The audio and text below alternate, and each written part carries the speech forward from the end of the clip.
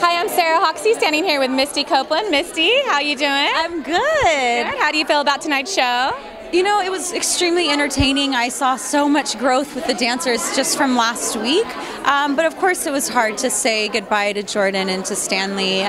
To see my ballerina go, who's so technically beautiful. It's always hard to say goodbye. I'm sure that's one of the hardest parts about the show. Yeah. Well, what's one of the most exciting parts about being a judge? Just to be a part of it, to watch how much growth again happens from week to week, and that they're using their resources, they're using the choreographers, they're using each other to push themselves. And I think they're in an element that is not ordinary, where they're being kind of put in this very concentrated environment that's pushing them to go beyond what they would be experiencing outside of this competition.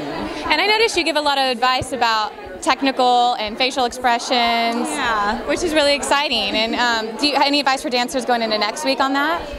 You know, it's really hard. I think also coming, you know, I don't come from the commercial dance world, I come from the ballet dance world. And I think it's a different understanding of how to become a character with the commercial dance world. So I think that it's really honing the character and understanding what you're trying to say rather than just plastering on what you think the facial expressions should be. But I think it's going to force them to grow as artists. Absolutely. And a little background about you, I can't help but ask. I read that you were considered a prodigy at the age, and you didn't even start ballet till 13, is that right? Yeah.